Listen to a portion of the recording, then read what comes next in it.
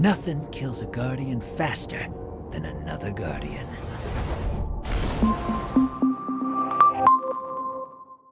Hey everyone, this is Matt and I'm here with Louise. Hello. And we're at Gamescom, and Louise has been playing the Destiny 2 Forsaken DLC. Now Louise, I know next to nothing about Destiny. That's okay. So you're going to There's have to always explain time to this to change me you. like I'm an idiot. So that's not any different from normally. So Destiny 2's Forsaken DLC is coming out on September the 4th. And it's coming with a campaign mode, as ever. It comes with additional campaign to add to the story. We already know that in this campaign, someone very important to Destiny kicks the bucket and shuffles off this mortal coil, which is a big deal. But we've also got a new game mode, which is what I played today, which is Gambit mode. Now, it's actually a really interesting combination of PvP and PvE. So if you are like me and you maybe don't like going into the Crucible that much to fight other players, so that's where you would fight other Guardians. If you're a complete Destiny noob, that's where you fight other Guardians. But now they've created, previously your PvP stuff was just your standard deathmatch, control, capture the flag, all of these things. But now what you have to do is, Gambit means 2 arenas. You both land in these 2 arenas, sets of 4 players, and basically it's kind of like, I kind of like to think of it as a game show. So there's these hordes. I'm in. You're in. It's like a game show. There's these hordes of enemies arrive, waves of enemies. You kill the enemies, and they drop motes, which are these lovely shining triangles. And then you go and collect that, and you scurry with them back to a machine in the middle, and then you slam these motes with a very satisfying slamming mechanic. You slam these into the machine in the middle. Now, what this does is interesting because you've got 2 sets of players playing in 2 different arenas. If you put in enough motes, then you'll actually send a bigger bad into the other player's arena where they're playing, so that makes it more challenging for them. And when you do that, it also takes away their mote machine, so they can't fill with your motes if you've sent that in. Right. So it's got this really interesting combination. And what it also does, in that PvP element, if you unlock enough motes, if you put enough motes into that machine, you can actually open a portal, and one of your players can go through the portal and into the other player's arena, who are already distracted shooting the Taken or the Fallen or any of these things. They're already pretty distracted, so you can pick them off that way. So it's a really good way of messing with their productivity. Then you dive back through because it's only a limited time thing. But really, you can see how well you're doing as well. So there's a bar up at the top that says how many motes you've actually banked. So the end game is, once you've sent back some bosses back and forth, is to get this Primeval. So that's the biggest bad that you can get, lands at the end, and basically the first set of players to beat that wins. But what's cool is the fact that I think you need 75 motes to unlock that. So one set of players could already be beating their Primeval, meanwhile others could be scurrying about like we were actually in one of our losing matches, scurrying about desperately trying to pick up enough motes to bank to then take on the Primeval. So it's this brilliant race and combo of PvP and PvE, a little bit of a horde mode in there, waves, there's constantly waves of different enemies, so it's actually, I quite like it, as you can probably tell. It's quite exciting. Also, I'm wondering what game shows you've been watching, because that's violent ones with violent ends.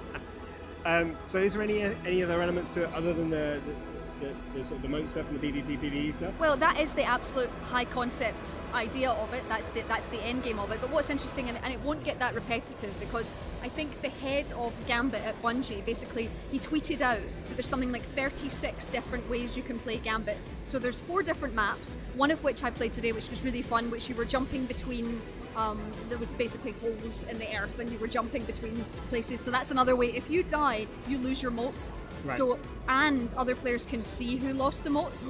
So if you're playing with your friends and it says that someone has just lost you 11 motes, like that's a big deal. So that means someone's Did you lose any motes? I did not lose any motes. Right. I'm all about few motes, going to bank it, more motes. So that's interesting. So obviously there's like a meta game there in terms absolutely. of like how much you're willing to risk. Yeah, see, I mean, I'm not the one that's willing to.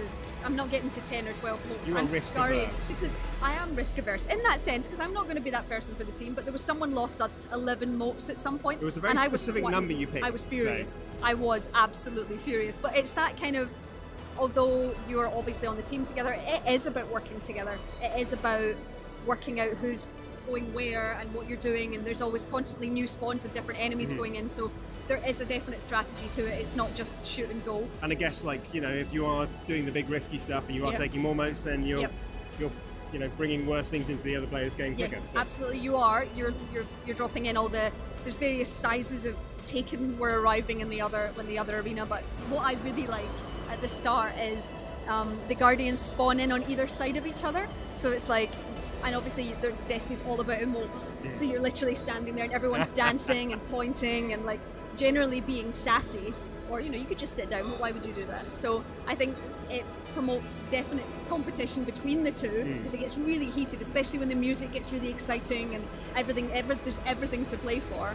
I think the fact that it is quite a nice, I mean, it's not just your regular deathmatch or any of those things, which are great, obviously, and Destiny's perfect at them, but this is something new. It needs something else, though, doesn't it? Does. And maybe this is it. Destiny 2's endgame hasn't been particularly well received for multiple reasons, but they're actually bringing in things like RNGs coming back in, so you will get randomly dropped weapons. You won't get them with set ones anymore, which is really what the fandom has been asking for. There's been a lot of different things that were changed from Destiny 1 to Destiny 2, which perhaps were questionable, and I think the Taken King in the first Destiny was really a changing point, so we're hoping that Forsaken does the same for Destiny 2. I mean, that was going to be my last question, and what little I know about Destiny is that I know that Taken King is basically brilliant. Yes. So is it as good? Well, I played at E3, I actually played the first level of the new campaign, and I loved it. It was great Destiny, everything was cinematic, there was explosions. Destiny's really good at making you feel like a hero. You know that Bungie gunplay's there, you've got your favourite weaponry, you're going in and you've got these big heroes that you've been playing with, and you've got your ghost, and it's all hero wish fulfillment in Destiny's great. And when it's right, it's brilliant. And I think the campaign there, what we've seen of the new modes there, I'm excited for September 4th, so we don't even have that long to wait. I was going to say, it's almost here. It's Awesome. almost here. All right. Let's see what we've got. Fantastic stuff. Thank you, Louise. If you've got any questions about the Forsaken DLC, please pop them in the comments. Give this video a like if you enjoyed it, and subscribe to Logitech G for more videos throughout Gamescom.